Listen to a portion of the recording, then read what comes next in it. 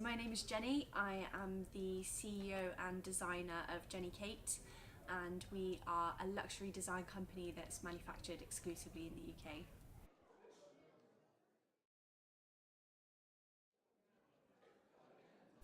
Jenny Kate has been on a bit of a twisty, turny kind of journey. Oh god, that was rhyming and awful. So it started off. I actually started the business by accident.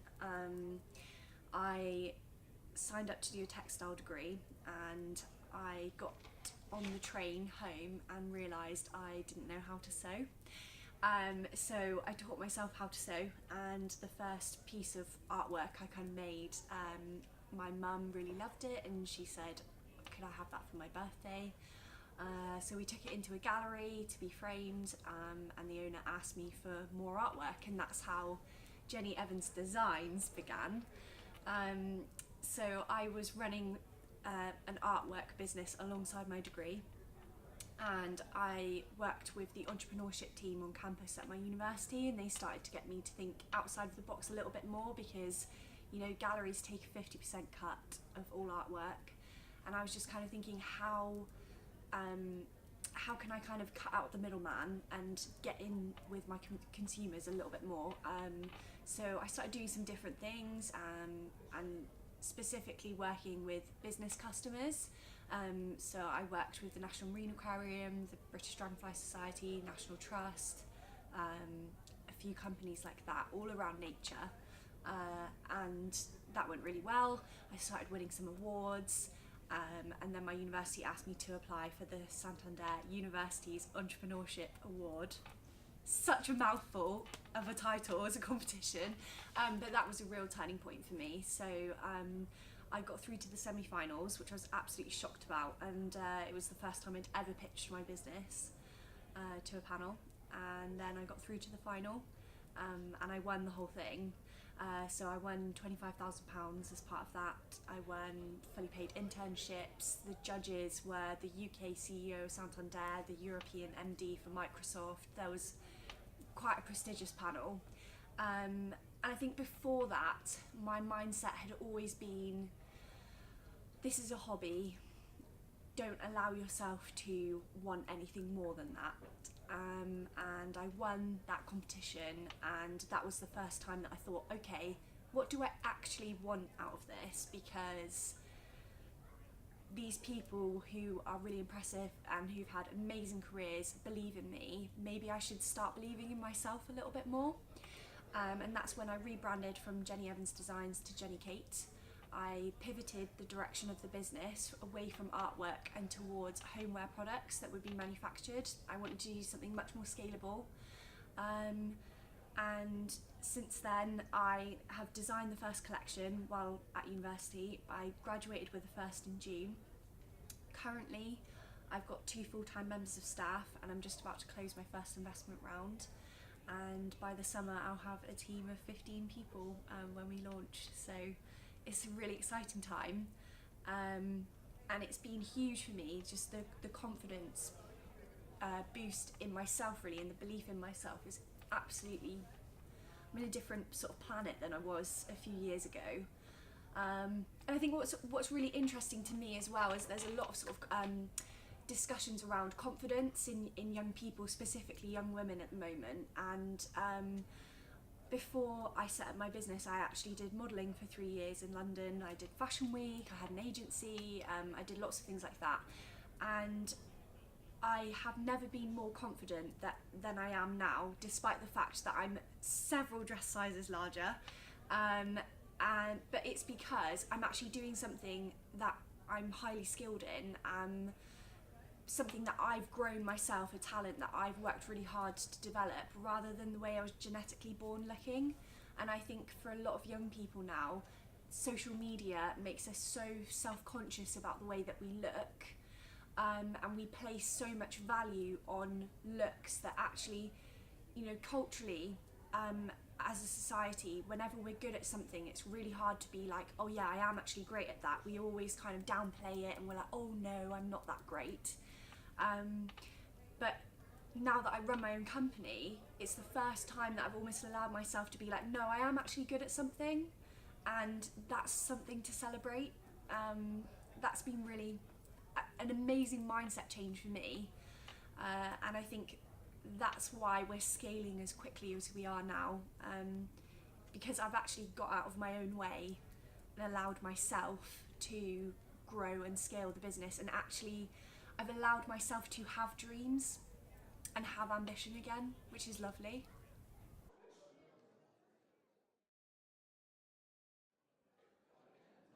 Yeah, so well, all my family and friends joke that I was born with a pencil in hand. I was always creative growing up, so I feel like if I break down my family dynamic a little bit more, so when I was growing up, I had a really close relationship with my parents and my brother. We were like a little family unit, but I also went to a childminder for 11 years, 5 days a week, every day, and she was very sort of traditional. Um, she would never she was like she let us watch 1 hour of TV a day, and that was Blue Peter. That was it.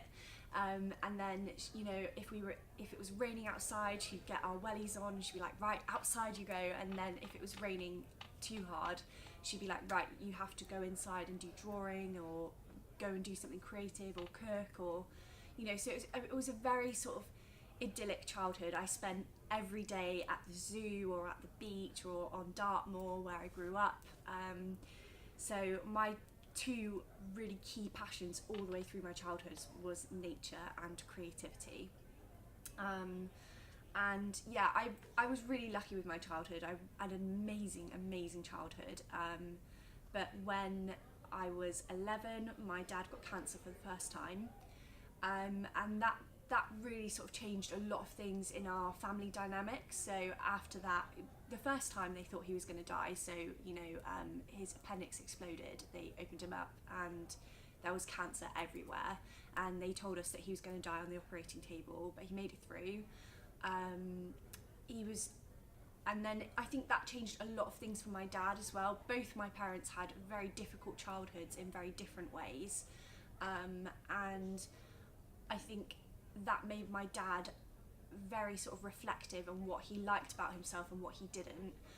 He became a Buddhist after that, and he found that meditation really helped control his pain, but also it was all about the teachings of kindness, and he didn't believe in reincarnation or anything like that, but it was about being a better person, forgiveness, and moving on. And I found that really interesting as a sort of young teenager, watching a parent figure who you look at as this like perfect being who is nothing outside of being either your mum or your dad. They are like this invincible thing. And watching my dad reflect on himself, what he was happy about in his life, what he wasn't happy about, what he wanted to change in himself, what he liked about himself, what he was proud of, what he wasn't. It was quite powerful for me. I think it made me much more self-reflective and self-aware at a very young age. And when I was 14, we then were told that it was terminal cancer this time, and he was going to die. So for the next 2.5 years, I just watched him slowly decline. It was, they told us when I was 14 that he would be alive for 3 months, and there was a lot of roller coaster ups and downs throughout that. But my dad had a lot of regrets, and I think the biggest one that he regretted was doing a job that he hated. And so I think for me, that was a real turning point of, okay, what do I want out of my life? What's important to me? And where do I go from here? And how do I get to where I want? Because I don't know what I want. I just know that I don't want to do a job that makes me miserable. So when he passed away, I started saying yes to every opportunity. I was a painter and decorator. I was a model. I went to Oman on a 2-month expedition and lived in the desert for 2 months and got sponsored by Canon to go and do leopard conservation work. I lived in Australia for a year, set up a business. I just literally did as much as I possibly could, said yes to as many opportunities as I could in that time. And that was a real learning curve for me, but also that's got me to where I am today. And it's weird because my teachers were absolutely livid when I went off and did modelling, because they wanted me to go to university straight away. I was a straight A student. It's amazing how things like that have come back to help my business now. You know, I've been organising photo shoots for the brand, and suddenly I can call up all these contacts that I had before. I know exactly how agencies work. I can negotiate with that. And it's amazing how all of these random experiences that didn't mean anything at the time have actually shaped me into the person that I am today, and created this really unusual set of skills and knowledge that not a lot of people of my age have. But I think it's given me a laser-like focus on what my goal is. You know, I didn't know exactly where I wanted to be, but I always knew that I wanted a job that challenged me, that gave me a lot of satisfaction, and that I had control over. And so I don't think I'm ever going to be satisfied. I think I'm the type of person that once my comfort zone grows out that next step and that next step, it becomes easy, and then I'm bored, and I want the next challenge. And I can see that in myself already. You know, things that would have scared me 6 months ago, I do on a daily basis without thinking about now. And I think, you know, going back to the modelling thing, that was my first real experience of just sheer hardcore rejection, which I had to learn how to deal with very quickly. And now, I find it a lot easier to deal with rejection. I think it's made me a much more resilient person. And something that we always talk about in my family when we have bad days is, okay, but let's just put that into context. Losing your dad was a 10. Are you going to remember this bad day in 5 years' time? Yes. Okay, well, it's probably about a 5 or a 6 then. No. Okay, it's a 3. And I think putting scary stuff into context helps so much, because nothing is as hard to deal with than losing one of the most important people in your life. You can deal with anything once you've dealt with that. And I think it's interesting as well, because watching my dad just be really brave all the way through that, I went on, I've had 2 really sort of scary health issues in the last few years. So both times overnight I will lose a large section of my eyesight. The last time it happened was last year. I lost a lot of my eyesight. I went into hospital, and they gave me some drugs that I had to take to help shrink this optic fault. And I had a really bad reaction to that medication, and then for the next month I couldn't walk more than 10 metres unaided. So it was really scary for me. They were testing me for multiple sclerosis, and they said there was about a 50% chance it would be that. And then I would go to the appointment and everyone else would be sat in a wheelchair. And I think, again, that was just the next stage of me putting things into context. But that again made me more driven, because obviously I run a creative business where I design everything, and the possibility that I wouldn't actually be able to see just gave me that sort of absolute ironclad determination that I was going to do as much as I can in whatever period of time that I have. And I think that although I'm quite an optimistic person, anything to do with health I'm very pessimistic about, because with my dad we always just had to jump to the worst case scenario, and so that's just made me so determined just to say yes, grab those opportunities while I can, which is another reason why I think we've grown as quickly as we have, because I don't have time not to work. I love working, and I've sacrificed a lot to get to where I am already. I've got a great family and boyfriend and friendship group around me who are really supportive. But I think especially as a woman, balancing all of those different areas is particularly hard, because I think there's an extra level and layer of guilt that most men, not all men, most men probably don't feel. I feel guilty probably at least sort of 75% of the time that I'm either spending time with my boyfriend or my family and then I feel guilty about running the business, or I'm running the business and I feel guilty that I'm not spending time with those people. It especially doesn't help that they're all based down in Plymouth and our head office is in Cardiff. And what I've done is I've compromised, so I've set up an office in Plymouth so that I can get a little bit more of that work-life balance. But yeah, it's a really difficult thing because I feel like I'm constantly having to split myself in half, and it's never quite enough for any of them in my mind. And I think that's because I'm a perfectionist. But yeah, it's never enough.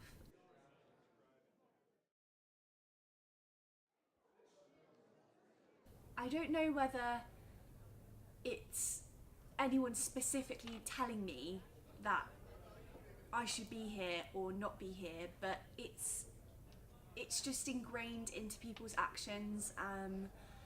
You know, it might be that my boyfriend will ring me up and say, "Oh, I really miss you. I want to see you soon."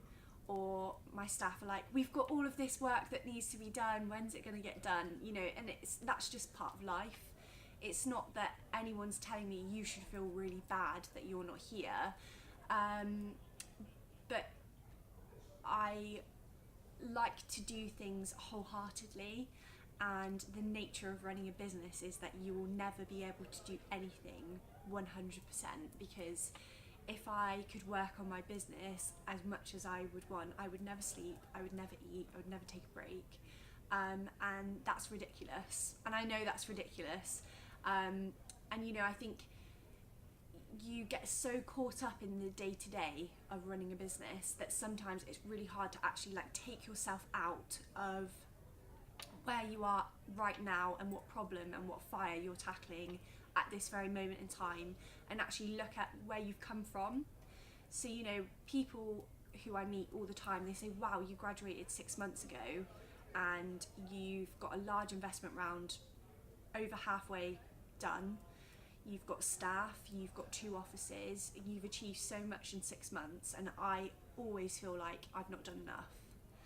And that's a blessing and a curse. It's a blessing because it means I'll never be done. It will always scale, it will always grow. But it makes it very hard for me personally, because I'm really hard on myself. I'm getting better at that, and I'm allowing myself to take more time off now than I did a year ago. So a year ago, when I was doing the last part of my degree, I probably was doing between 100 and 150 hours of work a week, and that was because I was designing a collection in a really short space of time.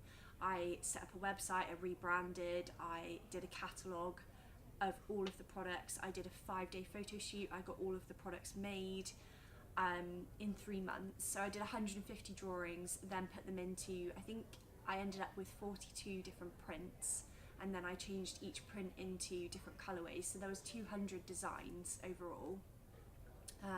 So I did that in month 1.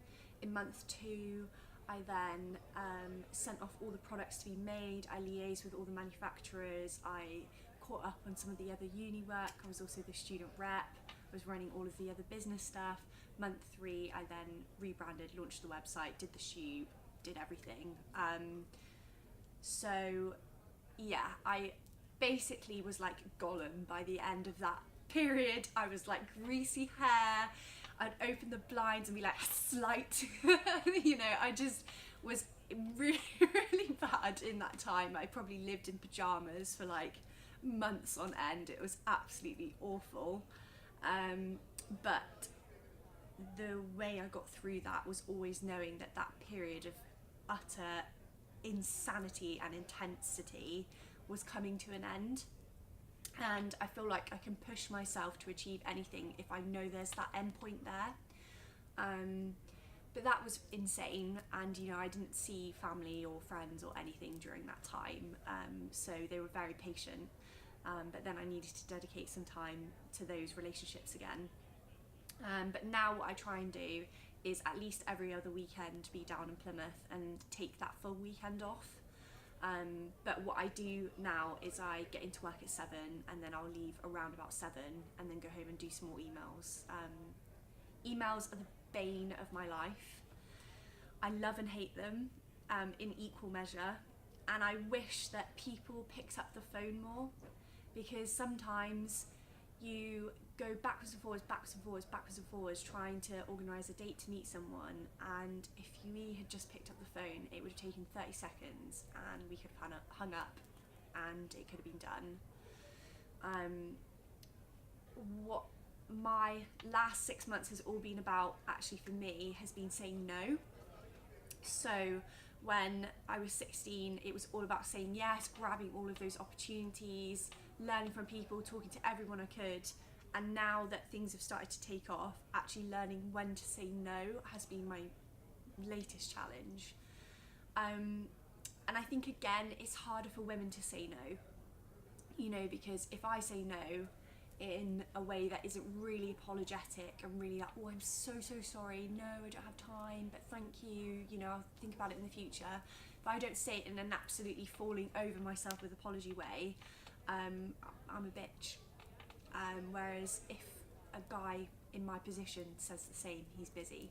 And that I find really difficult, and there's been a lot of hoops that I've had to jump through in the last few months, where I look at the guys in the hub who are on a similar journey and a similar level to me, and they've not had to jump through any of those hoops. So one of the first things I had to do when I set up the business was get really nice business cards made and invest a lot of money into them, because as soon as I would say to people, I'm a designer or I have my own design company, they'd say, oh, that's cute, what do you sell on Etsy? And that's people's knee-jerk reaction, and it would drive me mad, absolutely mad, because, you know, I'd have all of these guys who are exactly the same age as me, in exactly the same position, and they'd be like, oh, I run a tech startup, and people would be like falling over themselves to find out more. They'd be like really impressed and really excited just by, I run a tech startup. But I run a design company, coming from me, has nowhere near the same level of impact. And yeah, I think that's been quite difficult to deal with. But I've learned my ways around it, and you know, I do have benefits. There is benefits to it as well. So for example, when I've been going through the investment period, it's really hard to get investors to take me seriously initially. But once I'm through the door, I then tick every quota that they need, basically. I'm young, I'm a woman, and I'm in a creative industry. It's like tick, tick, tick. So it is to my advantage once I'm through the door, but getting through the door is the challenge. And that's frustrating, but also it appeals to the side of me that likes the challenge. Yeah.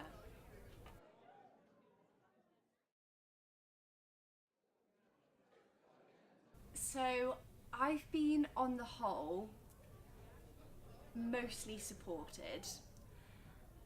However, I found with a lot of the services that I've accessed, I am really supported in an early stage, and then once I get to a point of scale that surpasses perhaps the people that are providing the service, life then gets very difficult for me.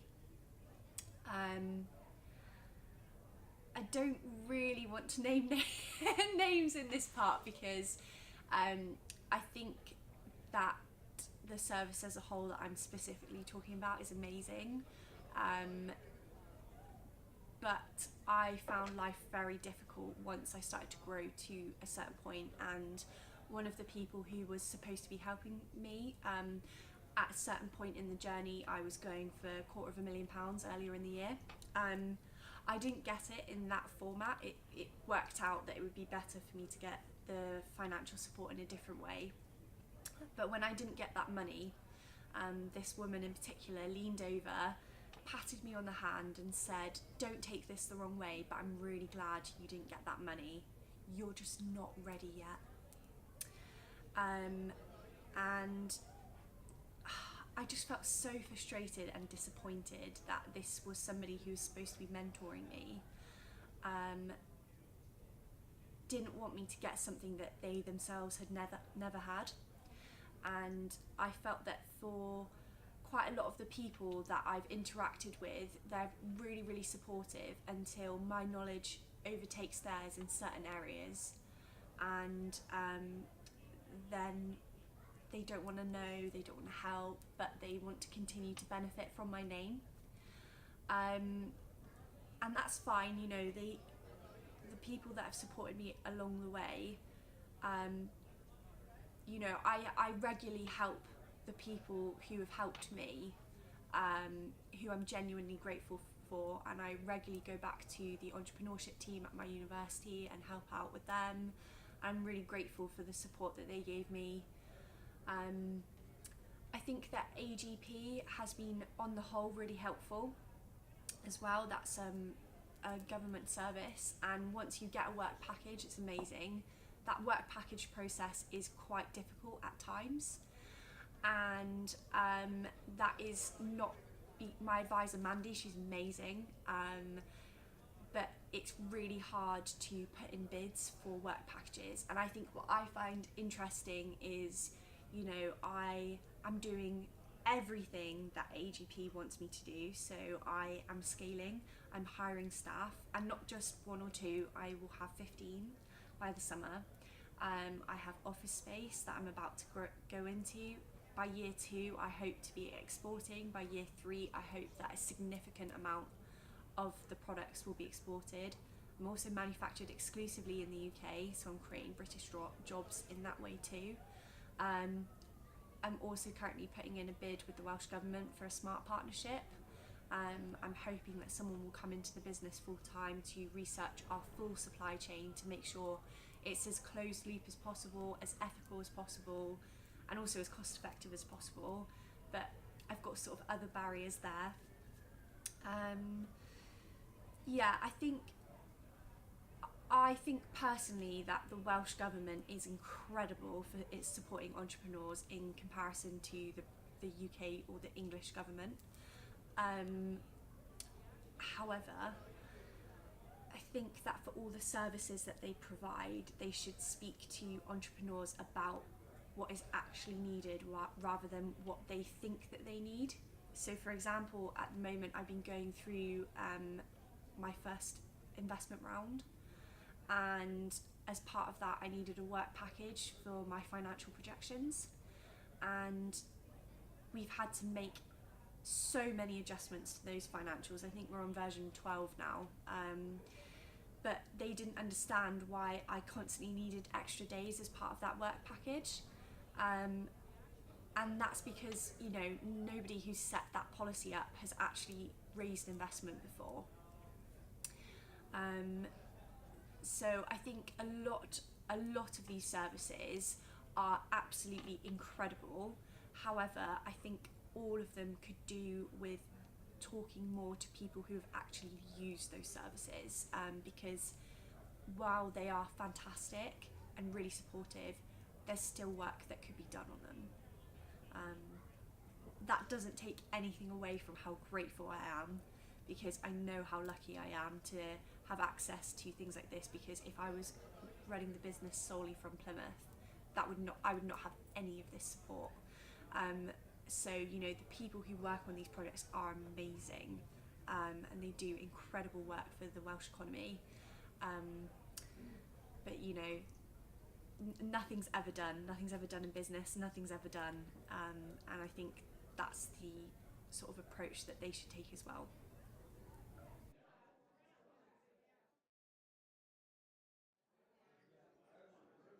Mentors and investors are quite interesting because I think the line between them can get quite blurred at times.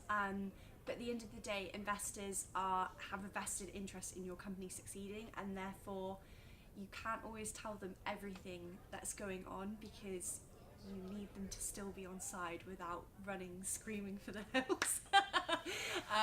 So I've got some great mentors. Some of them are new, some of them are older. So I have an amazing woman who I'm actually meeting this afternoon. She's a new mentor of mine. I went and did a keynote speech at a conference, and she approached me afterwards and asked if I would like a mentor. She's absolutely amazing. She has managed 5,000 staff for 14 years.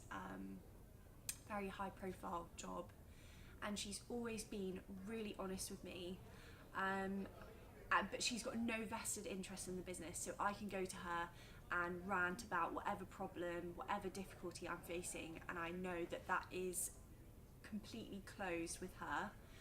And while she doesn't understand everything that goes on in my business, she understands staff, she understands people, and she understands problems. But one of my favourite things that she ever said to me was, don't ever say anything to yourself that you wouldn't say out loud to a friend.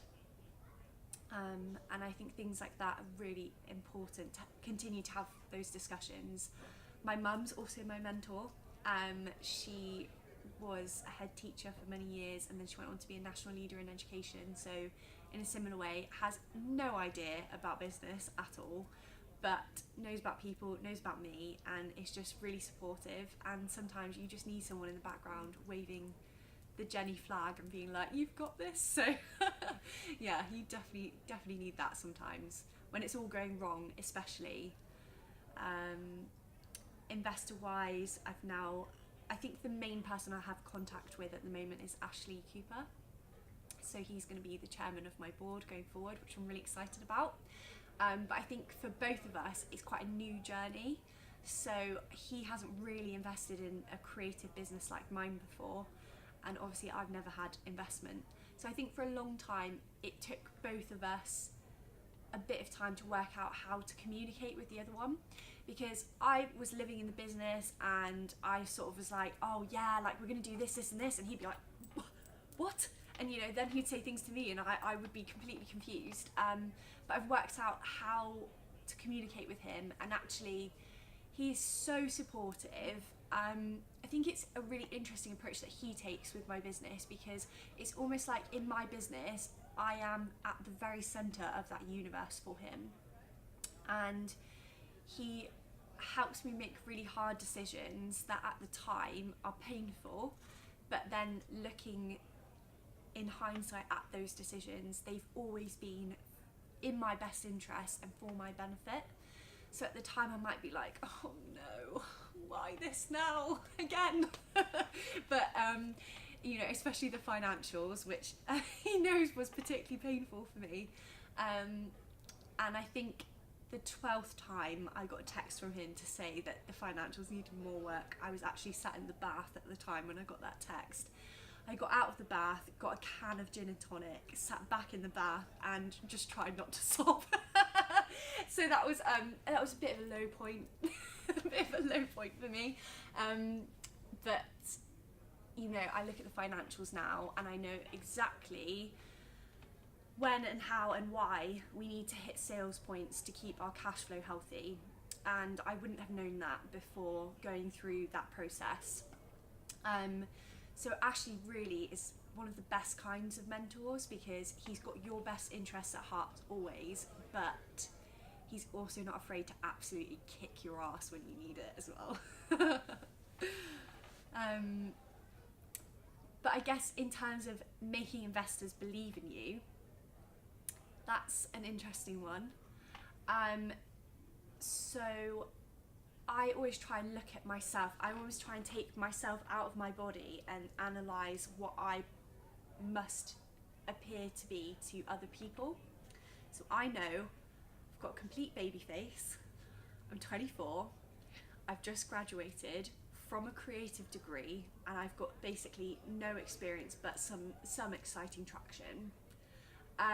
So when I went in to pitch my business for investment, I already had very solid financials to pitch with. I already had, even though I'm not even sure whether I want to, I had really solid exit strategy research. I had every single thing that they would want to know in almost an obsessive amount of detail, because I knew that they were going to try and trip me up and catch me out because of the way that I appear. And you know, since going through this process, I've started to show other people the data that's gone behind all of the research and all of the decisions that I've made, to the point where someone's asked me if I have OCD. But it's not OCD, far from it. It's just because I know that I've got to jump through more hoops than other people. and I know how I appear to people when they first meet me, and so I know I've got to work harder to gain that trust, to build that belief. And I think that the people that have invested in me have invested just because they believe in me. And I think that's just because they meet me and then they very quickly realise how driven I am and how much of a focus and a passion I have for the business. But also the fact that I'm not just creative, I definitely have a very business mindset as well. And I have innovative ways of getting to those B2B and B2C customers that not a lot of other people are doing at the moment. But also I think one of the things that investors sort of spoke to me about is the first person I hired is at the other end of her career. She's very different to me, she's got a different skill set, and they said that was quite reassuring for them, because what I haven't done is just gone out and hired my friend and decided that it's going to be like this fun, cute little business that we run together. I was serious from day one that this was going somewhere, and that's why the person I hired had the skill set that I didn't have. And I think, knowing what I know now, if you're an entrepreneur, you need to be so laser-like focused on where are your strengths, where are your weaknesses, what do you love doing and what do you hate doing, because you need to bring in those people who are going to fill in those gaps. And I think that, you know, for me, filling in those gaps quickly so that I could actually focus on the things that I'm really good at was really important. So I've taken a lot of risks already, and I think financially, if you speak to anyone who's scaling up a business, you are constantly thinking about money and worrying about money, and also completely desensitized to it as well. You know, I'm raising 350k at the moment. If someone handed me that kind of money for me to have personally, I'd be like running around screaming, I've made it, I'm gonna go on holiday, like see you all soon. Whereas for my business, I'm like, oh my god, that's gonna give us such a short runway, we've got to do this, this and this to carry on, like we're gonna have to keep on raising if that doesn't happen then exactly how I want it to. And it's a really weird mindset. It really warps your sort of perception of money. So, you know, in my personal life, I'm really frugal. The only thing I spend money on is going out for dinner, which I definitely do too much. However, in business, especially because of the kind of business that I run, I have to work in the exact opposite way to a lot of other companies. So if you look at a tech company, they've got to be really lean, they've got to, you know, launch things and then continue to prototype and test it, and their first sort of MVP launch will be absolutely rubbish. Whereas I run a luxury company, if I did that, people would lose trust in the brand overnight and would never buy from us again. So I've got to invest a lot of money up front to make sure everything we do is perfect, and then scale up from there.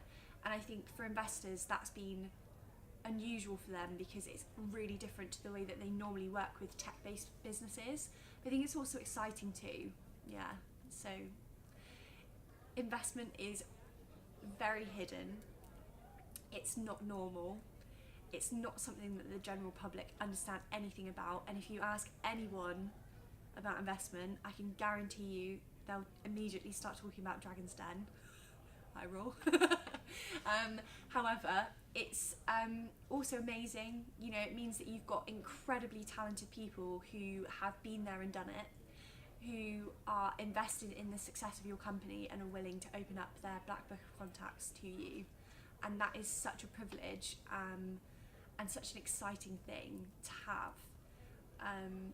And if you speak to any investors that didn't take on investment early, it's their biggest regret that they didn't get the right people in earlier, because it helps you work hard but also in a much more smart and efficient way. And I'm excited about seeing where that journey takes me next.